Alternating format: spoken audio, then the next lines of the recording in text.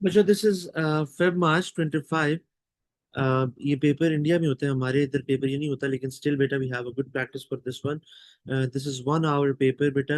You know in ATP paper pure table will not be given to you 1 hour 4 questions बेटा। Calculator is allowed and you will not be given the periodic table. Instead you will be given a qualitative analysis handout beta, where you have table of cations, table of anions, test for gases and flame test beta, right? यहाँ पे यार एक बात का बहुत ज्यादा ध्यान रखना कि आपने लेड पेंसिल बड़ी अच्छी सी लेके जानी है। लेड पेंसिल बेटा HB, उसके साथ ऐसे 2 लिखा होता है, HB 2.5, ये वाली लेड पेंसिल बेटा प्लीज लेके जानी है। स्केल लेके जाना है आपने, इरेजर लेके जाना है, उसके बाद अपने बाकी स्टेशनरी लेके जानी है, कैलकुलेटर्स लेके जाने हैं, ठीक है। So let's start from question number 1 बच्चों। Question number 1 says inks contain different coloured substances called dye. मतलब कि जैसे ब्लू इंक होती है, रेड इंक होती है, ब्लैक इंक होती है बेटा, उसके अंदर डिफरेंट कलर्ड सब्सटेंसेस पड़े होते हैं। और आपको पता है कि हमें जब डिफरेंट शेड्स ऑफ इंक मिलते हैं बेटा, because they have different different components, those are present in them बेटा। जैसे लेट्स सपोज अगर आप ब्लू और रेड को मिक्स करो तो जो कलर बनेगा that will be one shade बेटा।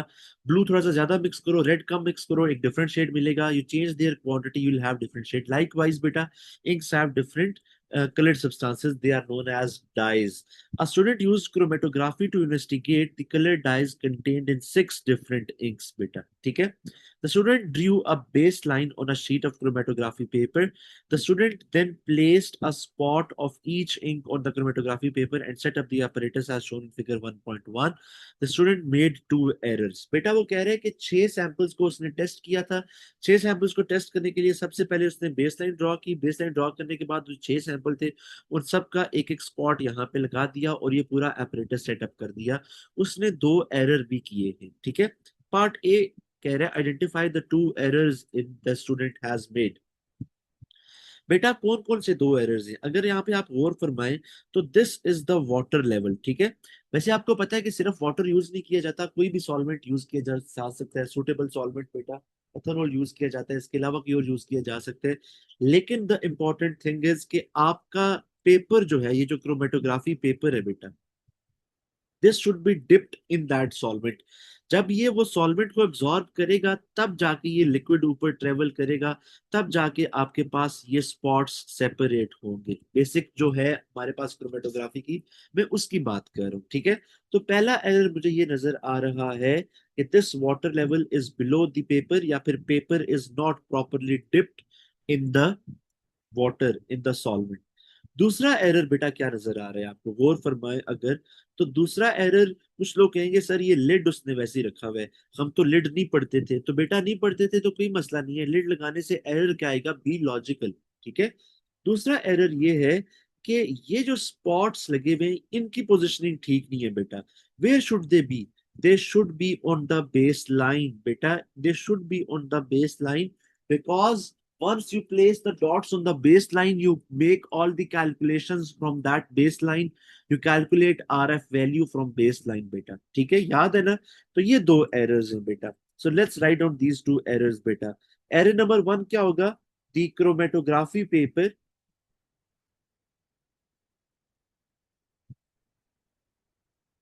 is not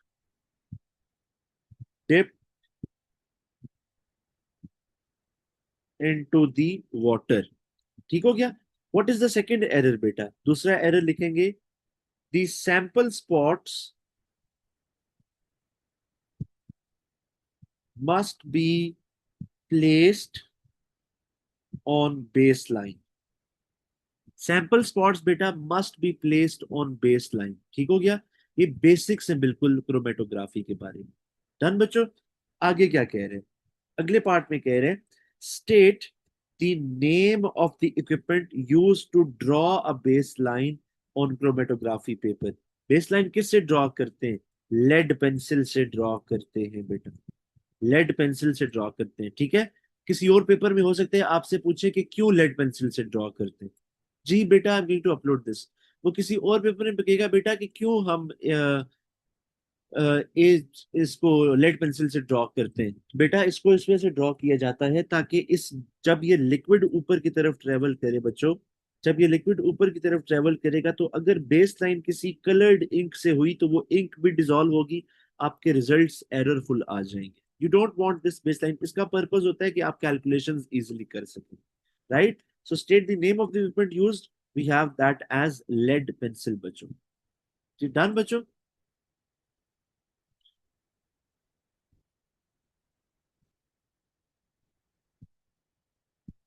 जी लिख सकते हैं बेटा, मानूर ऐसे लिख सकते हैं इसको, ठीक है। अच्छा जी। नेक्स्ट बेटा वो क्या कह रहे हैं आगे, कह रहे the student corrects the errors and then carries out the chromatography. कह रहा है जो भी गलतियां थी उसने बेटा उसको आइडेंटिफाई किया, सही किया, तो फिर उसके बाद उसने क्रोमेटोग्राफी दोबारा परफॉर्म की। द क्रोमेटोग्राम, बच्चों this is known as chromatogram, in figure 1.2 shows the students result। Okay, what are the results बच्चों? पहले तो इसको प्लीज एक दफा ना अंडरस्टैंड करो, इसको थोड़ा सा फोकस करके सुनना। बेटा 6 सैंपल थे, yellow, orange, green, blue, purple, black. जब क्रोमेटोग्राफी परफॉर्म की गई तो ये जो सैंपल्स थे यहाँ पे जो जिनके स्पॉट लगे हुए थे, they all travelled in the upward direction बच्चों, right? They all travelled in the upward direction and whatever was present in between them, जो जो चीजें उनके अंदर मिक्स हुई हुई थी वो सारी अलग होगी। तो जो येलो का स्पॉट लगा हुआ था ना, हमें उसका सिर्फ एक रिजल्ट मिला है। इसका मतलब yellow contained only one thing. Orange के अंदर बेटा ये दो चीजें थी, ग्रीन के अंदर ये दो चीजें थी, ब्लू के अंदर just one this constituent, purple के अंदर ये दो चीजें थी, और ब्लैक के अंदर बेटा इट हैड थ्री कंपोनेंट्स। ठीक हो गया? तो यहाँ पे येलो के पास बेटा एक बिल्कुल कंपोनेंट था, ब्लू के पास एक कंपोनेंट था, और यहां से आपके ये भी सवाल पूछ सकता है कि which component was, which sample was pure बेटा। The sample which has just one component बेटा, that is a pure sample. दो सैंपल, दो कंपोनेंट्स आ जाएंगे तो सैंपल प्योर नहीं होगा, दो से ज्यादा होंगे तो वो सैंपल प्योर नहीं होगा बेटा, सिर्फ एक कंपोनेंट वाली चीज प्योर होती है। दूसरी बात आपसे ये पूछ सकता है, अगर थोड़ा सा गौर फरमाए बेटा, कि ये जो येलो का जो भी कंपोनेंट था बेटा, एग्जैक्ट इसी लेवल के ऊपर this was at orange, and exact इसी लेवल के ऊपर this was at green, and exact इसी लेवल के ऊपर this was in black as well बेटो। तो इसका ये मतलब है कि ये जो भी कंपोनेंट था, whatever chemical it was present in yellow as well as orange as well as green as well as black ink. ठीक है? अच्छा आगे देखना, ये जो ब्लू वाला कंपोनेंट है बच्चों, यही ब्लू वाला कंपोनेंट पर्पल में भी प्रेजेंट था, यही ब्लू वाला कंपोनेंट ब्लैक में भी प्रेजेंट था, यही ब्लू वाला कंपोनेंट ग्रीन में भी प्रेजेंट था बेटा। ठीक है? तो आपने इस तरह से भी अंडरस्टैंड करना है। अच्छा अगर मैं आपसे बोलूं कि ये जो पर्पल वाला कंपोनेंट है, इसके दो कंपोनेंट है, ये और किस किस में प्रेजेंट है? They are present in black as well as in orange बेटा, as well as in blue, as well as in green. ये दो कंपोनेंट्स इन सब के अंदर प्रेजेंट है बेटा। ठीक हो गया?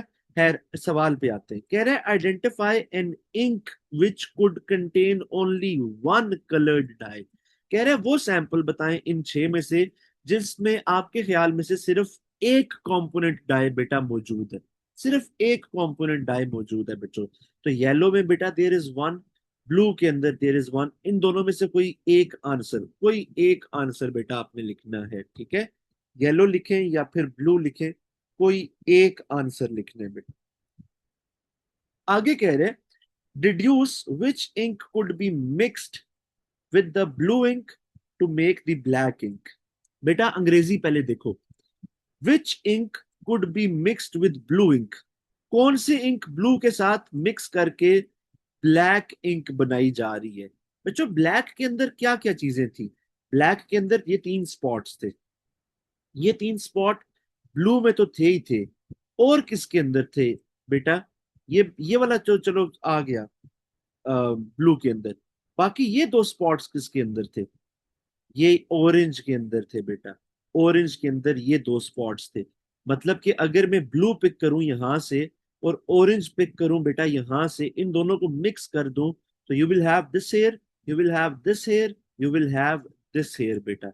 Just by combining these two you will have black. अब आप कह सकते हैं सर कि बाकी भी तो कंबाइन कर सकते हैं, ब्लू भी कंबाइन करें, पर्पल भी कंबाइन करें, ग्रीन भी कंबाइन करें, तो ये तब भी तो ये सब कुछ बनता है। लेकिन बेटा उसकी उसकी स्टेटमेंट को समझो। Reduce which ink, that means कौन सी एक इंक है जिसको मैं ब्लू के साथ मर्ज करूं तो वो ब्लैक बना देगी। It's going to be this orange बेटा, so the answer is orange.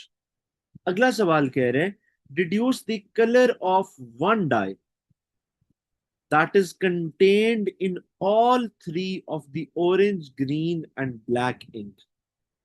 Deduce the color of one dye that is contained in all three of the orange, green, and black ink. कह रहा है वो कौन सा एक डाई है जो कि ऑरेंज में भी प्रेजेंट है, ग्रीन में भी है और ब्लैक में भी है। बेटा ऑरेंज, ग्रीन और ब्लैक में कौन कौन कौन सा डाई है? बेटा अगर आप ब्लू की बात करें तो blue is not present in orange, ये गलत हो जाएगा। अगर आप पर्पल की बात करें तो purple is not present in green, ये गलत हो जाएगा। तो कौन सा डाई है बेटा which is present in orange, in green and in black dye? Which one which is common? It's the yellow one.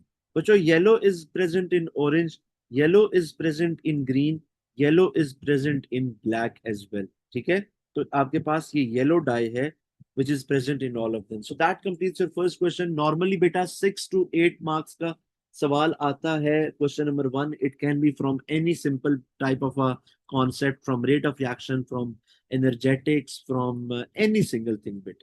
ठीक है, ठीक है बेटा, ओके। नेक्स्ट बच्चों क्या कह रहे हैं, अगले सवाल पे चलते हैं।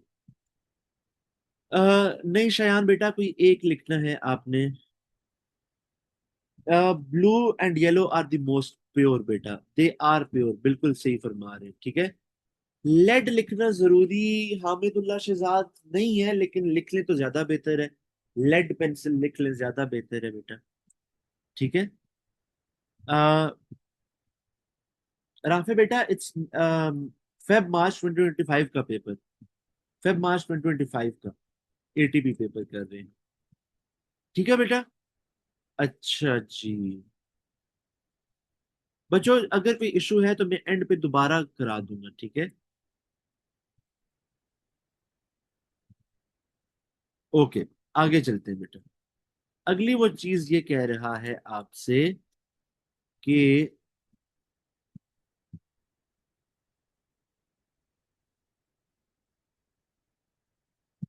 लेड पेंसिल इज बेटा मोर प्रेफर्ड, राइट? पेंसिल पे भी मार्क दे देता है लेकिन lead pencil is preferred. Let's go to the next question बच्चों। क्वेश्चन नंबर 2 बेटा कह रहे हैं a student investigates the temperature change, okay, when aqueous copper sulfate बेटा, when aqueous copper sulfate reacts separately with two different metals, zinc and iron।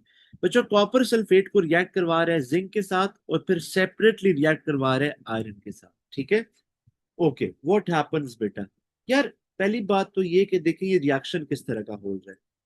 ठीक है, बेटा ये किस तरह का रिएक्शन हो रहा है? This is basically a displacement reaction बच्चों। Zinc and iron they both are more reactive than copper, तो they will displace copper here बच्चों। जिंक सल्फेट बना देगा यहाँ पे और आयरन सल्फेट बन जाएगा यहाँ पे। This is a displacement reaction. ठीक है, आगे वो कह रहे हैं the student does two experiments. What is experiment number 1 बेटा? एक्सपेरिमेंट नंबर 1 में वो कह रहे हैं आपसे, वो जो एक्सपेरिमेंट नंबर 1 में कह रहे हैं कि use a beaker, use a 50 centimetre measuring cylinder to pour 30 cm cube of aqueous copper sulfate into a 100 cm cube beaker। ये क्या, 3 वॉल्यूम दे दिए उसने, क्या चीज किस में मेजर कर रहा है समझ नहीं आई, और ये समझना बहुत ज्यादा जरूरी है। दोबारा से रीड करें बेटा इसको। Use a 50 cm cube measuring cylinder, बेटा मेजरिंग सिलेंडर यूज करेंगे to pour 30 cm cube of aqueous copper sulphate.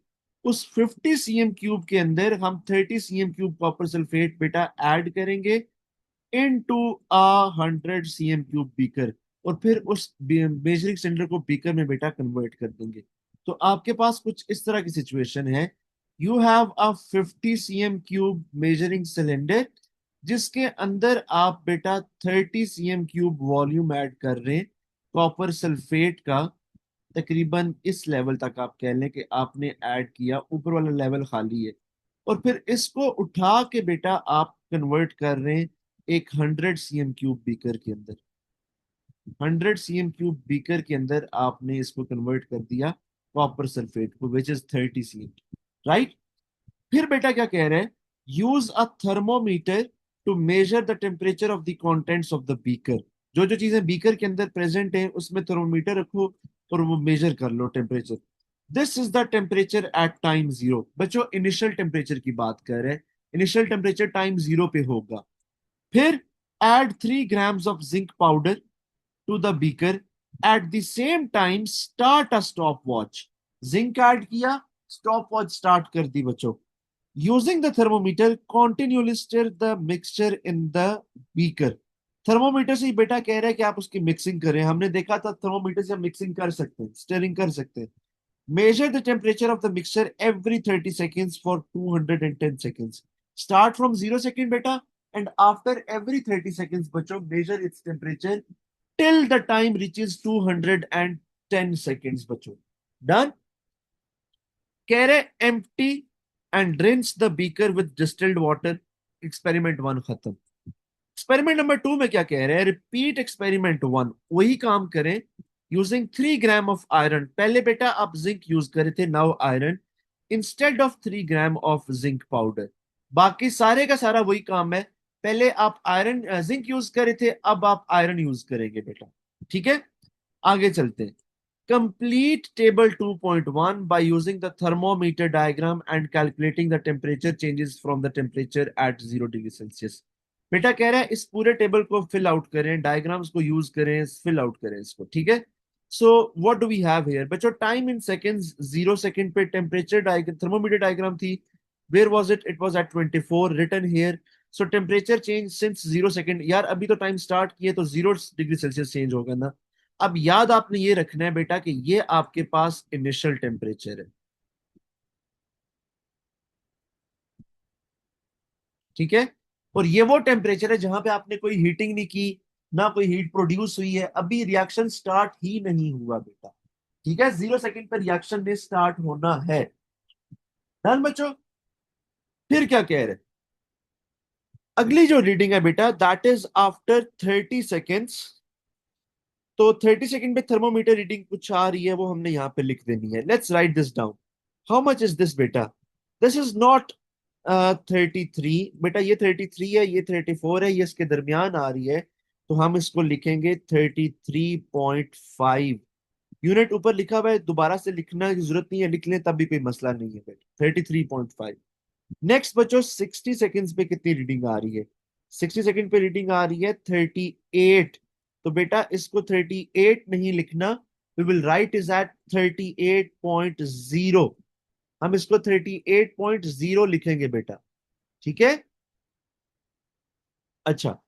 फिर बच्चों 90 सेकेंड्स के ऊपर रीडिंग कितनी आ रही है, 90 सेकेंड्स के ऊपर it is not at 41, not at 42, it is at 41.5। 41.5 reading आ रही है बेटा। डन। फिर बेटा अगली रीडिंग आ रही है 120 सेकेंड्स के ऊपर। तो 120 सेकेंड्स के ऊपर what is the reading, the reading is बेटा how much, 43। Don't write it as 43, it is 43.0। 150 के ऊपर बेटा कितनी रीडिंग आ रही है, 44.0। 180 पे कितनी रीडिंग आ रही है, 43.0। 40 पे कितनी 210 पे कितनी रीडिंग आ रही है बेटा, 42.0। So we have filled all of this. तो मेरे हिसाब से ना इन सब का बेटा 1 मार्क देगा आपको, इन सारी की सारी वैल्यूज का 1 मार्क देगा। ठीक है, ओके। बेटा कह रहे हैं अब आगे temperature change since time 0 second. ये this was the temperature at 0 second, 30 seconds पे इतना टेम्परेचर हो गया, तो चेंज कितना हुआ यार बेटा, 33.5 माइनस 24 इनिशियल, तो कितना टेम्परेचर चेंज आएगा, 9.5 आएगा। दिस माइनस दिस बचो, 33.5 -24 माइनस करना है इनिशियल टेम्परेचर में से। फिर बेटा 60 सेकेंड्स पे कितना चेंज आया, शुरू से आपने देखना है 24 से, because temperature change since time is 0। So this is बेटा 14। Repeat this experiment for all readings बेटा, 14.0। then you have 41.5 minus 24.0, that is 17.5. 43.0 minus 24.0, that is 19.0. 44.0 minus 24.0 is beta 20.0. 43 minus 24, that is 19.0. And 42.0 24.0, that is 18.0. कुछ लोगों को बड़ी तकलीफ होती है, even though they have calculator, they don't type 44.0, लिखा होगा सामने, कैलकुलेटर में कहेंगे यार 0.0 क्यों लिखें, 44 लिखेंगे, यहां से 24 लिखेंगे और आंसर 18 आएगा, उसको देख के बेटा 18 20 वट एवर इट इज 0.0 नहीं लिखेंगे, यू विल लूज मार्क। ठीक है, बाकी आप समझदार। फिर क्या कह रहे हैं बेटा, फिर वो कह रहे हैं कि एक्सपेरिमेंट 2 अब परफॉर्म किया। एक्सपेरिमेंट 2 में थर्मोमीटर रीडिंग थी at 0, thermometer reading at 30, thermometer reading at 60 and so on. Temperature in degree Celsius बेटा, और फिर temperature change since time is equal to 0 seconds.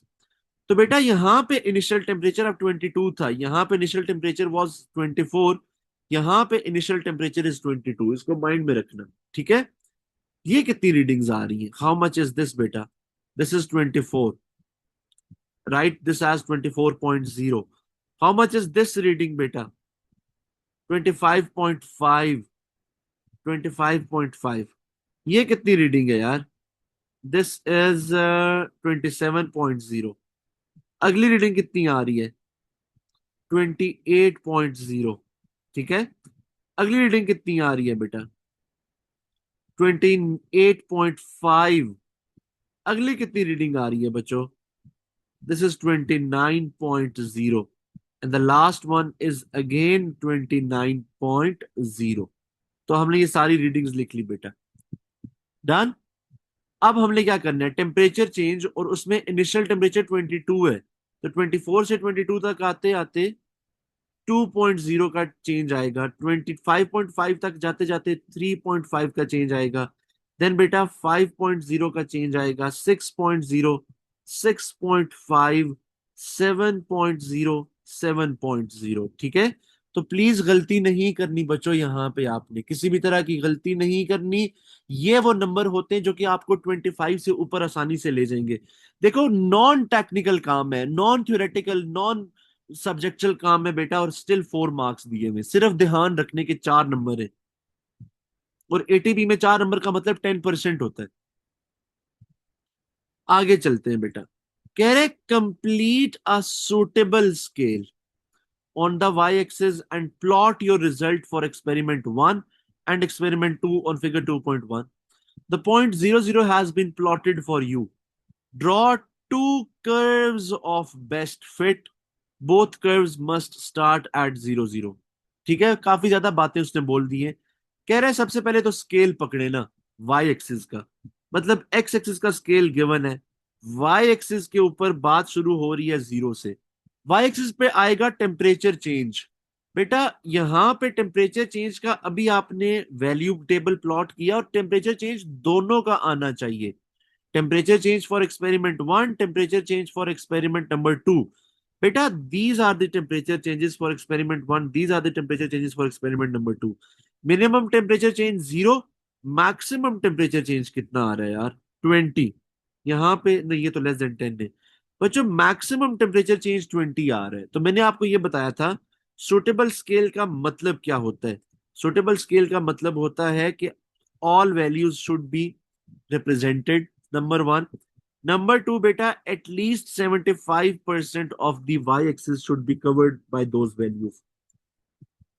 ठीक है, उन सुटेबल वैल्यूज, जो वैल्यू आपने यूज करनी है, एटलीस्ट 75% बेटा वाई एक्सिस का रीजन कवर होना चाहिए। ठीक है, let's come to the scaling बच्चों। Now this is 0, how many boxes do you have, 1 2, then you have 3 4 and 5, 5 बड़े बॉक्सेस है। तो 5 बड़े बॉक्सेस के लिए आपने मैक्सिमम वैल्यू तो 20 शो करनी है।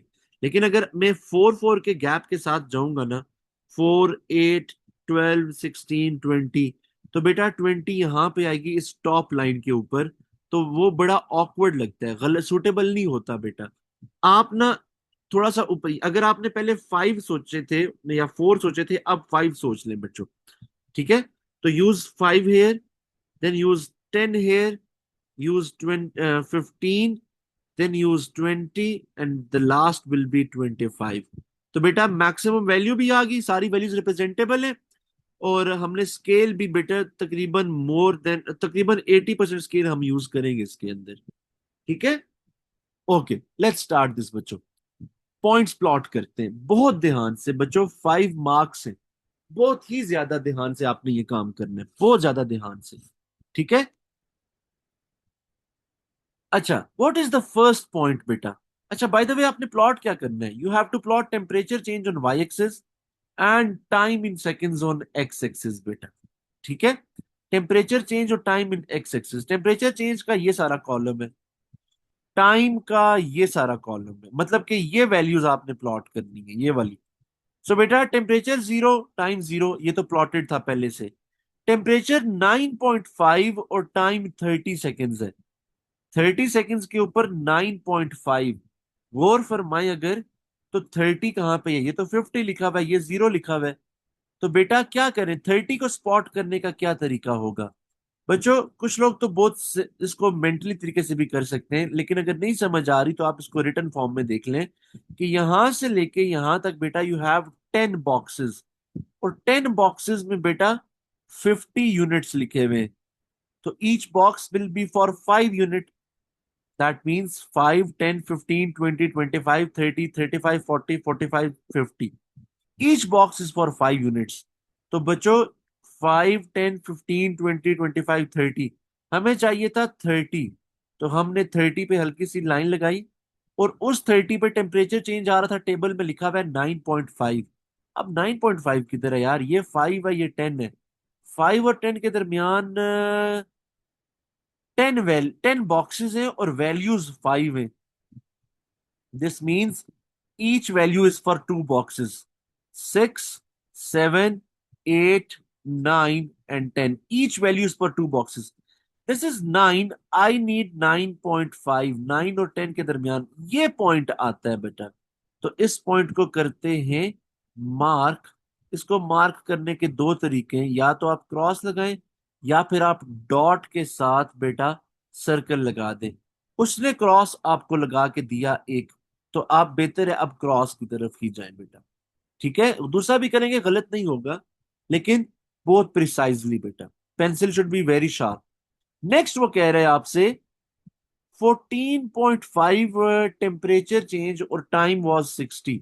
60 पे 14.5, 60 कहां पे है? हमने कहा था कि each box is for 5 units. तो बेटा 55 एंड 60, 60 पे कितना टेम्परेचर चेंज आ रहा था? 14.0। तो बेटा 60 पे 14.0 का टेम्परेचर चेंज आ रहा है, ये 2 बॉक्सेस नीचे। ये पॉइंट मैंने मार्क करना है, ये वाला पॉइंट। तो बेटा this is point number 60 and 14। Next point बेटा इज 90 पे 17.5। तो बेटा 90 के ऊपर 90, 2 बॉक्सेस पहले आएगा, 90 के ऊपर कहां जाना है? 17.5, 15 और 20 का सेंटर, ये पॉइंट बेटा। तो इसको मार्क कर लेते हैं ये। नेक्स्ट बेटा द नेक्स्ट पॉइंट इज 20 पे 150। 150 पे 20, आसान, सबसे आसान पॉइंट। फिर उसके बाद 180 पे 19। अब रिवर्स आ रहा है, 180 कहां पे है? सबसे पहले तो ये सोचे ना, 160, 170, 180 बच्चों, दिस इज 180। ठीक है, इस पे आपने 19 पे जाना है बेटा, मतलब कि इस लाइन से 4 ब्लॉक पहले, और यहां पे 19 आएगा 2 ब्लॉक नीचे। तो ये आ गया 180 पे 19। ठीक है, दिस इज टाइम डिमांडिंग बेटा, please give ample time to this. पहले 4 नंबर का टेबल फिल कराया, 5 नंबर का ग्राफ ड्रॉ करा रहे, ठीक है। मतलब 25% पेपर तो बिल्कुल वैसे ही है, और क्वेश्चन नंबर 1 भी ऐसे ही होता है एटीपी।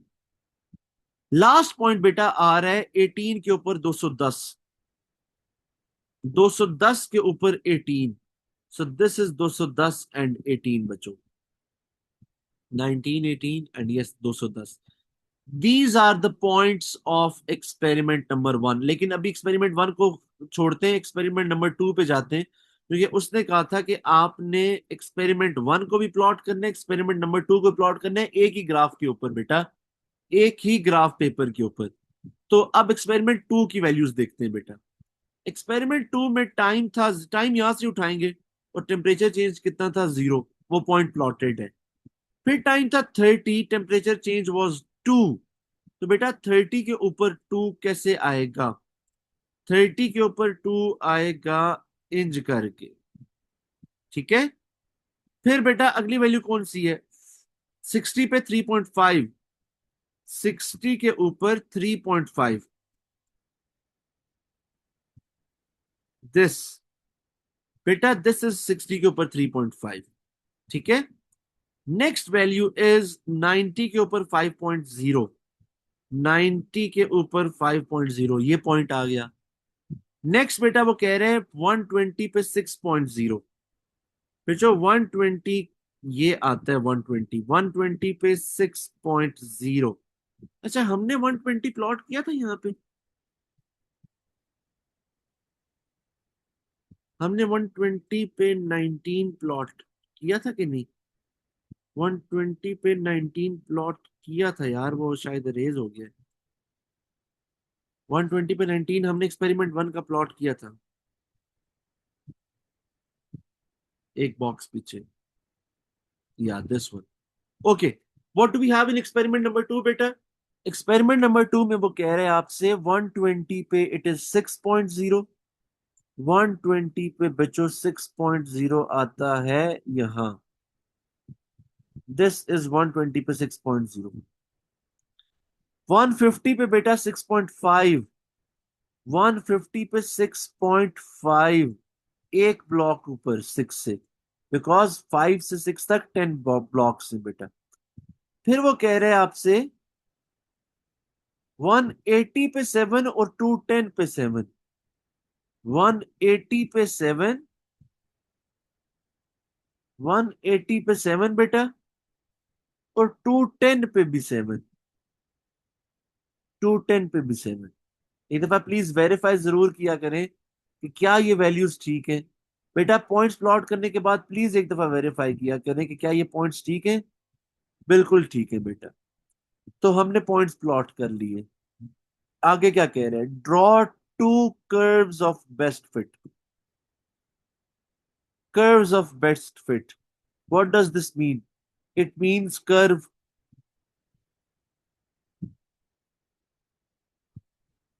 लेकिन अगर लिखा होता draw two lines of best fit,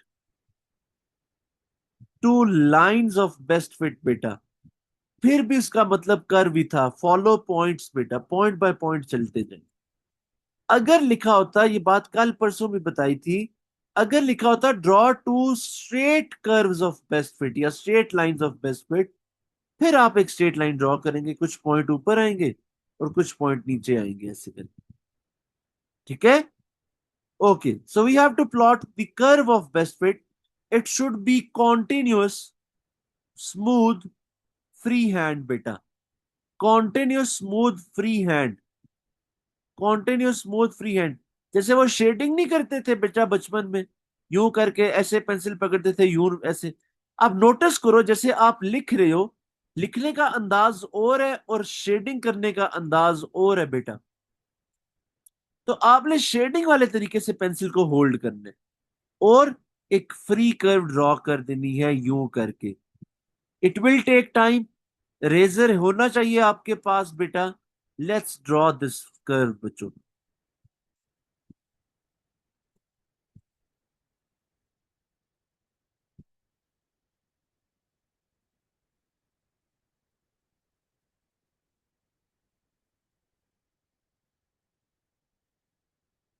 नहीं यार, आप क्यों तंग कर रहे हो?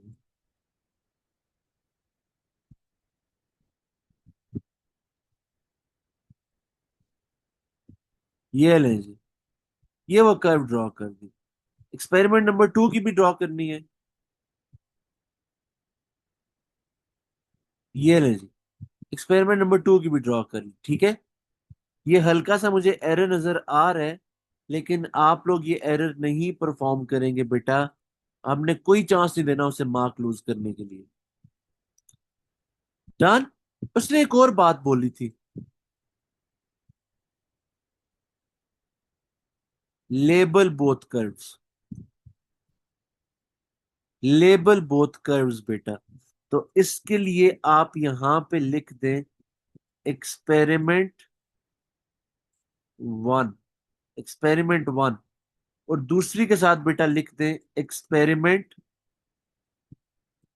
2। दिस इज एक्सपेरिमेंट नंबर 2 बच्चों। ठीक हो गया? ओके, अब आगे क्या करना है हमने? आगे चलते हैं बेटा। कह रहे एक्स्ट्रापुलेट। हमने बताई थी ये बात आपको पहले भी, फिर दूसरे पेपर में भी, कि एक्स्ट्रापुलेट का क्या मतलब होता है। बेटा, ये कर्व आपने लाजमी पेंसिल से ड्रॉ करनी है। और पेंसिल से सिर्फ ड्रॉ नहीं करनी, शार्प पेंसिल से ड्रॉ करनी है, ताकि बहुत मोटी लाइन ना लगे, पतली सी लाइन लगे बेटा। ठीक है। इब्राहिम, बहुत रेयर ऐसा चांस होगा जो आप कह रहे हैं, लेकिन उसके लिए बेटा आपके स्केल पे डिपेंड करता है। बच्चों वो कह रहे हैं कि सर अगर इस तरह की वैल्यू आ जाए 10.125, मतलब कि आपने यकीनन स्केल को ना गलत पकड़ा हुआ है। स्केल को थोड़ा सा और सुटेबल बनाओ, कोशिश करो ऐसा स्केल पकड़ो जो बॉक्सेस पे ज्यादा से ज्यादा वैल्यूज आ सके। ठीक है, यहाँ पे देखो मैंने ऐसा स्केल पकड़ा है कि मुझे सीधा सीधा हाफ नजर आ रहा है। सीधा सीधा हाफ नजर आ रहा है बेटा। ठीक है।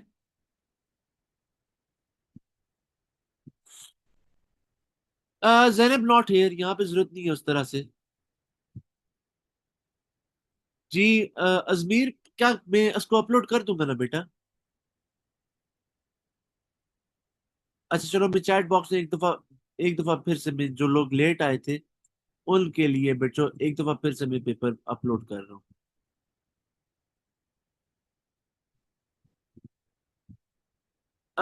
फाहद नो। फिर बाद में ना टाइम कम रहता है और फिर आप पैनिक करते हैं बेटा। इसको शुरू में ही कर देना। ठीक है। आ,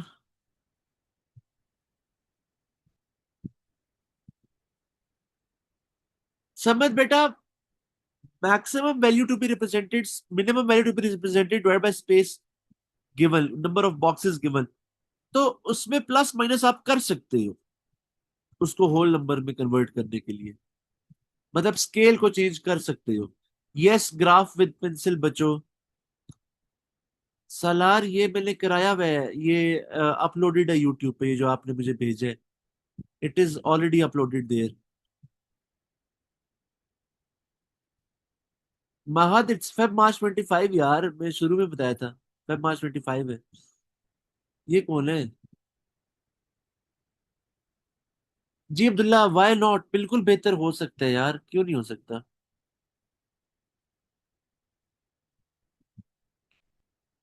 यार ऐसे तो ना करो। अच्छा यार, बाकी सवाल मैं इसके साथ साथ आपको रिप्लाई करता हूँ। लेट्स मूव ऑन बेटा, आगे चलते हैं। अभी हमारे पास काफी चीजें हैं करने के लिए। अः हमें सर कैसे पता चला कि 24 इनिशियल रीडिंग है? बेटा, इनिशियल रीडिंग 24 यहाँ पे गिवन है। Temperature in degree Celsius when the time was zero. Zero time पे बेटा इट्स 24, ये गिवन है टेम्परेचर।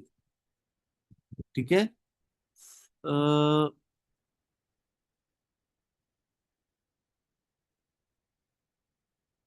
नोट्स कौन से? बेटा नोट्स नहीं होते एटीपी के। अ, जी बेटा, इट इज पॉसिबल कि वो बाकी वर्डिंग यूज करे। नहीं हामिद, कोई ऐसा स्पेसिफिक पैटर्न नहीं है। ओके, मैं करता हूँ शायान बेटा। नहीं हाशिम, ऐसी कोई चीज नहीं है। अच्छा बच्चों, लिसन केयरफुली। अगर वो आपसे कह रहे हैं ना draw two curves of the best fit, मैंने उस दिन भी ये बात आपको बताई थी कि क्या क्या स्टेटमेंट कह सकता है बेटा। अगर वो आपसे बोले ना draw curve of best fit, या फिर आपसे बोले draw a line of best fit, तो आपने बेटा पॉइंट्स को फॉलो करते करते जहां पे गुलाई जा रही है उधर चलते जाना। जस्ट फॉलो द पॉइंट्स बेटा। अगर वो आपसे बोले draw a straight line of best fit, तो फिर आपने बेटा स्ट्रेट लाइन ही ड्रॉ करनी है। अगर पॉइंट्स नहीं आ रहे पूरे तो ऐसे उसको डिस्ट्रीब्यूट करना है कि कुछ पॉइंट्स ऊपर और कुछ नीचे आ जाए। ठीक है। So keep these wordings in the mind. जब स्ट्रेट लाइन बोलेगा only then draw a straight line of best fit. ठीक है। अच्छा जी। जी मिकाइल, यार क्या कर रही हो मिकाइल यार। अनाया टेक्स्ट करेंगे बेटा।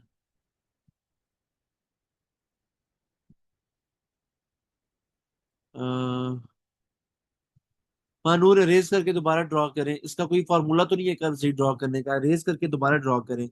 मैंने आपको बताया जैसे स्केचिंग करते हैं ना साइड पे पेंसिल लिटा के, उस तरह से कर्व ड्रॉ करनी है बेटा। जोहा एक्स्ट्रापोलेट का मतलब ही एक्सटेंड करना होता है। एक्सटेंड करना ही एक्स्ट्रापोलेट ही होता है, एक ही बात है दोनों।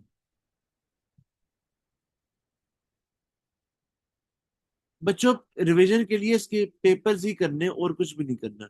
Yes temperature change equals to final minus initial, बिल्कुल सही है। जी उजैफा बिल्कुल रखूंगा बेटा, मैसेज आ जाएगा।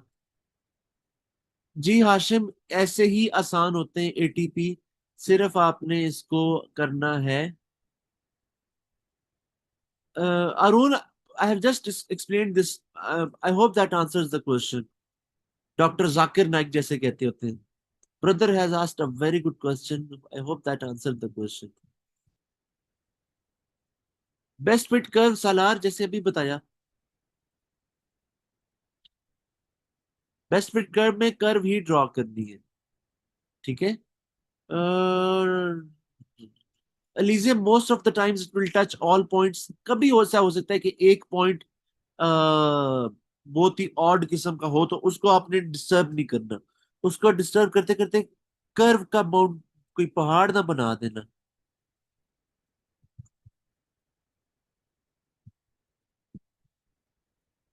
फहद, पहले इधर चलो ना। पहले जो हम कर रहे हैं पहले वो करते हैं ना। अच्छा जी, और क्या कह रहे हैं। जोहा नॉट नेसेसरीली, कोई फर्क नहीं पड़ता। Include all points Manoor. Okay Abdullah, I let you know after the class बेटा। अनाया बेटा यू कैन टेक्स्ट मी।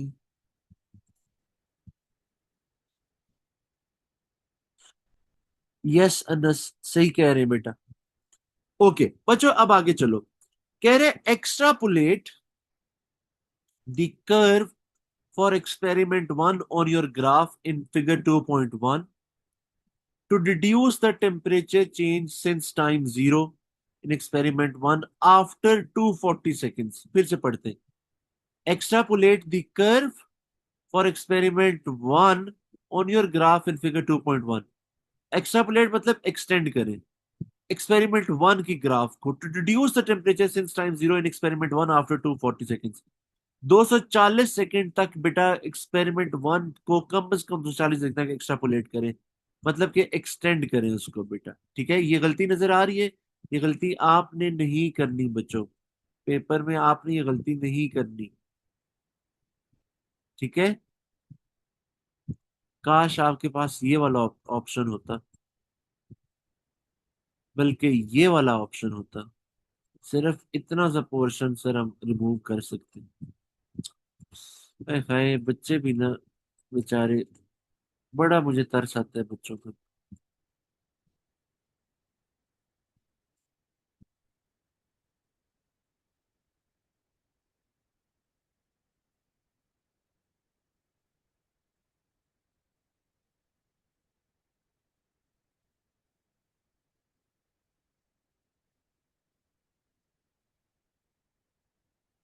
हाँ जी, यहाँ पे था। अच्छा, अब इसको बेटा एक्सट्रापोलेट करना है, मतलब एक्सटेंड करना है। तो एक्सटेंड करने के लिए यार, जैसे ये कर्व आ रही है, ये ऐसे ही आगे जाएगी। ठीक है, कोई इसमें डिफ्लेक्शन नहीं करनी, ऐसे ही आगे जाएगी बच्चों। तो इसको ऐसे ड्रॉ करने के लिए I will extend it like this. इसको ऐसे एक्सटेंड कर दूंगा। ठीक है, फिर वो कह रहे हैं,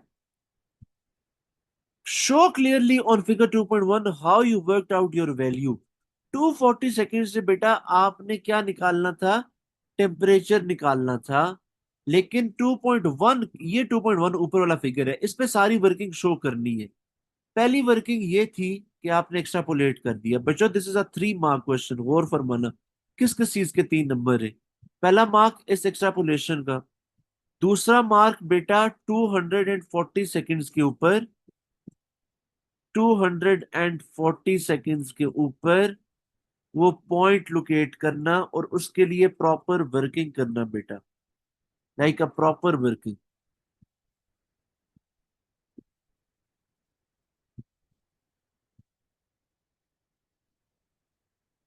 ये, और फिर ये बेटा। ठीक है, तो ये बेटा आप सबका पॉइंट डिफरेंट आएगा, कोई मसले वाली बात नहीं है। आप अपने अपने हिसाब से ये वैल्यू बता दें। इसमें रेंज गिवन होगी मेरे हिसाब से बेटा, इट इज 16.75, 16.75 डिग्री सेल्सियस। तो बेटा पहला मार्क आपके पास आएगा इस चीज का, दूसरा मार्क आएगा इस चीज का, और तीसरा मार्क ये वैल्यू विद यूनिट लिखने का बेटा। ठीक है, स्टेट विच एक्सपेरिमेंट 1 और 2 is more exothermic. Explain your answer. Exothermic का क्या मतलब है? More heat is given out, more heat is given out. And how do you measure more heat? By temperature. जिसके अंदर बेटा टेम्परेचर चेंज ज्यादा हो रहा है, वो ज्यादा एक्सोथर्मिक है। This is less exothermic. है दोनों एक्सोथर्मिक बेटा, हीट इज गिवन आउट तभी तो टेम्परेचर इंक्रीज कर रहे हैं। But this is more exothermic, experiment number 1। तो हम लिखेंगे which one is more exothermic? Experiment number 1। और इसकी एक्सप्लेनेशन क्या होगी? More heat energy is given out,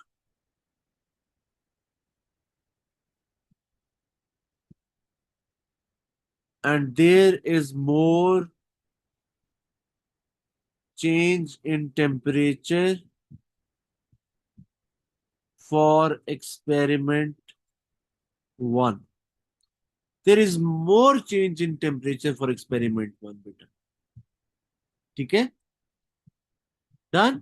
E part देखना, कह रहे predict the temperature of the solution in experiment 1 after 3 hours. ओए होए होए होए, पहले बात चल रही थी सेकंड्स में, और अब आवर्स पे चला गया। जैसे आप लोग पहले कहते थे पूरा साल पड़ा हुआ है, अभी तो 6 महीने पड़े हुए, अभी तो महीना रहता है, अभी तो हफ्ता रहते हैं, अब तो घंटे रहते हैं।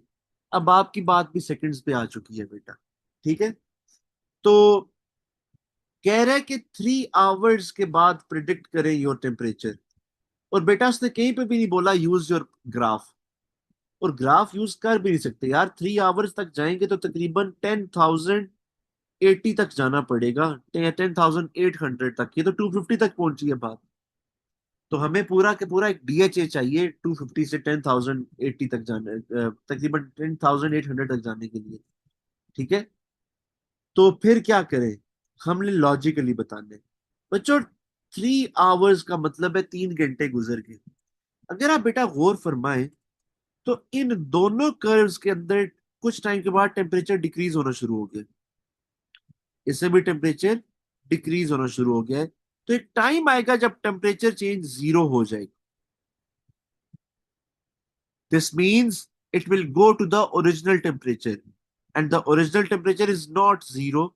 Original temperature was 24 for experiment number 1. Change zero था, लेकिन इनिशियल ओरिजिनल टेम्परेचर वाज 24। और वैसे भी आपको मैंने एनर्जेटिक्स में ये बात बताई थी, अगर आपको याद हो, वो जो ग्राफ हमने ड्रॉ किए थे, temperature of surrounding versus time graph, तो एक ग्राफ बेटा यूं बन रहा था, this was for exo. Temperature increase करता है, इंक्रीज करता है, इंक्रीज करता है, और कुछ टाइम के बाद बेटा नॉर्मलाइज हो जाता है। 3 घंटे इज अ ह्यूज टाइम। 3 घंटे के बाद बेटा वो नॉर्मल हो जाएगा टेम्परेचर, कहाँ पे, जितना स्टार्ट किया था। और दैट इज बेटा 24 फॉर एक्सपेरिमेंट नंबर 1। ठीक है, बात समझ आई? अगला पार्ट देखना। अब्दुल्ला, मैं एक सेकंड देखता हूँ बेटा। Explain why using a copper container instead of the beaker would not be an improvement in this investigation। बेटा कह रहे हैं कि अगर कॉपर का मैं इंस्ट्रूमेंट यूज करूं तो वो उसके फायदा क्यों नहीं होगा मुझे? Why will that not be an improvement?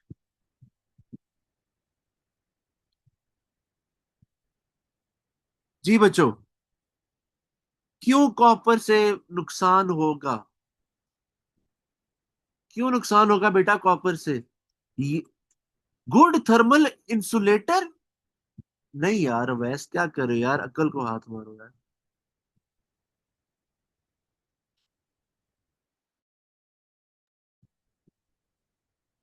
Good thermal insulator कैसे हो सकते हैं यार?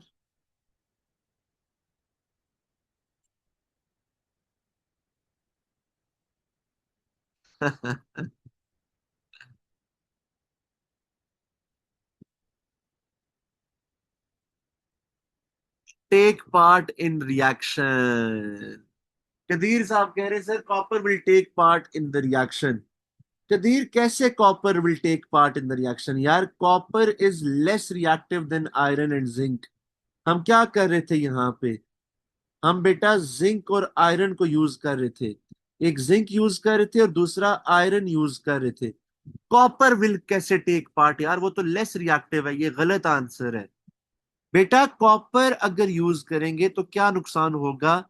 Copper is a good thermal conductor, being metal, it's a good thermal conductor. Metal होने की वजह से it is a good thermal conductor. तो बेटा थर्मल कंडक्टर की वजह से ये हीट एनर्जी लूज करेगा, हीट एनर्जी को लूज कर देगा। बीकर ग्लास से बना होता है, that's not a thermal conductor, वो इतनी ज्यादा एनर्जी लूज नहीं करेगा। लेकिन कॉपर विल लूज बेटा heat energy. Copper will lose heat energy, so हम लिखेंगे बेटा copper being metal is a good thermal conductor, so heat energy will be lost through copper। Heat energy will be lost through copper बेटा। ठीक है, बात समझ आई बेटा? Copper copper है इसलिए।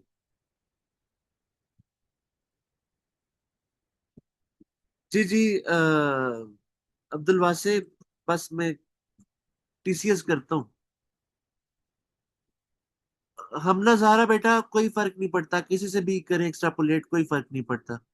एक्स्ट्रापोलेट का मतलब होता है एक्सटेंड करना, एक्सटेंड करना बेटा, कर्व को एक्सटेंड करना। ठीक है जी, हैदर बिल्कुल सही कह रहे हैं। वो कर सकते हैं, उनके पास इतना इलाका, इतने प्लॉट्स हैं, इतने फेज, इतने सेक्टर हैं, इतने ज्यादा मामलात हैं उनके पास। अच्छा जी, ई बेटा कह जी पार्ट कह रहा है describe two changes to the apparatus that will improve the results of this investigation. कह रहे दो ऐसी चेंजेस बताएं जिससे फायदा होगा इस एक्सपेरिमेंट के अंदर। ऐसी दो चीजें बताएं। यार आप नहीं चाहते कि हीट लॉसेस हो, ठीक है? आप नहीं चाहते कि, नहीं यार मोहम्मद इब्राहिम, जो आप बात कर रहे हो that is for salt reaction. अगर तो कॉपर का सॉल्ट बना होता तो फिर उसको डिस्प्लेस करता। ऐसे नहीं यार, ऐसे नहीं कि दो मेटल को रख दिए तो उसने, वो दैट इज फॉर सॉल्ट। वो लेस रिएक्टिव का सॉल्ट में उसको डिस्प्लेस करता होता है। ठीक है, अच्छा बेटा, कौन सी दो इंप्रूवमेंट्स होनी चाहिए एपरेटस के अंदर? पहली तो ये बताओ ना कि जिससे हीट लॉसेस कम हो, सबसे कम हीट लॉसेस हो यार। कैसे कम हीट लॉसेस होंगे? हमने उस दिन भी सवाल किया था इस तरह का। कौन सी चीज बेटा सबसे कम हीट लॉसेस करती है?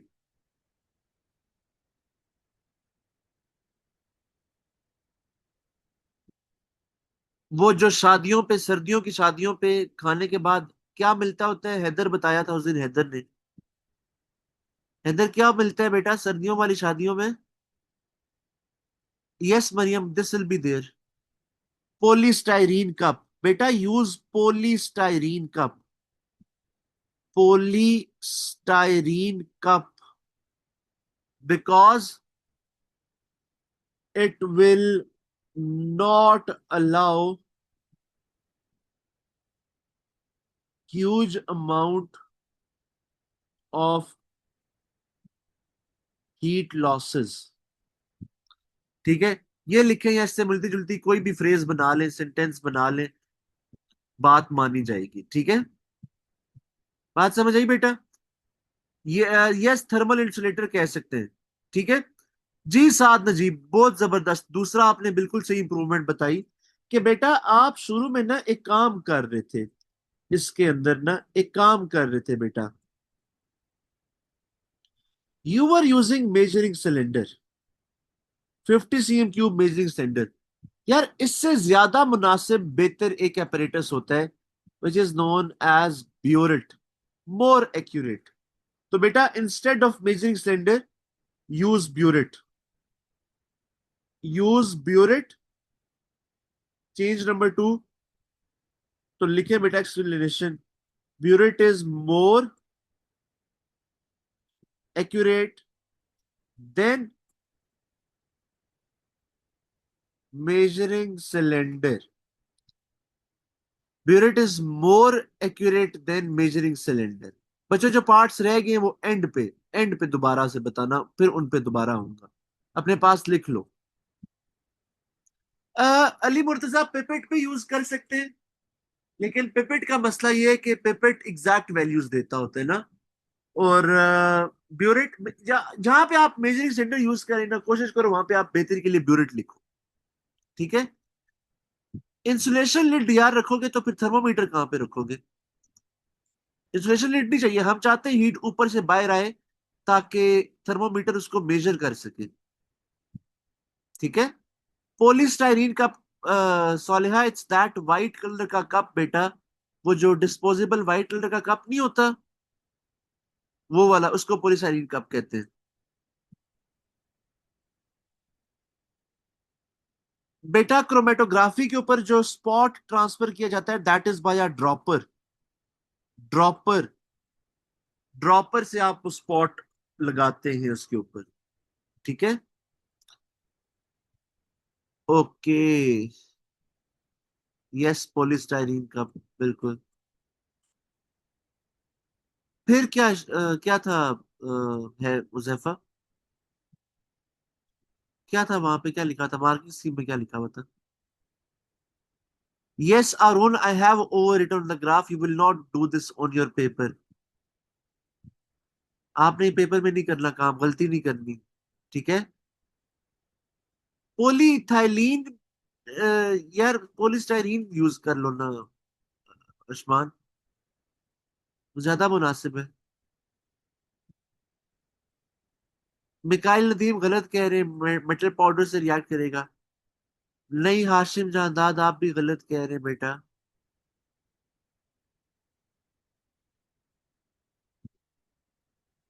Shayan Khalid, odd number of points हो तो कोई फर्क नहीं पड़ता, एक आधा पॉइंट ऊपर नीचे हो सकता है, एक आधे पॉइंट से कोई फर्क नहीं पड़ता बेटा। बच्चों दिस इज फेब मार्च 25 का पेपर, फेब मार्च 25 का पेपर।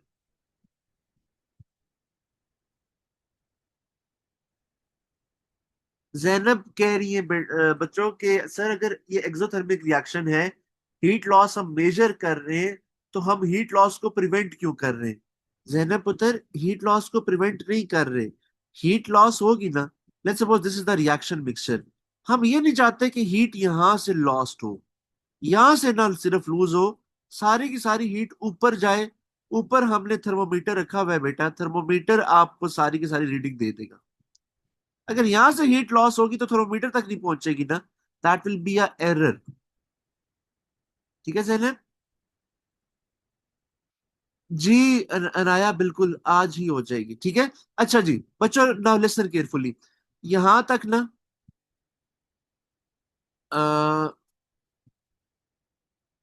5 मिनट की ब्रेक लेते हैं, और फिर पूरे 5 मिनट बाद बेटा यहां से स्टार्ट करते हैं।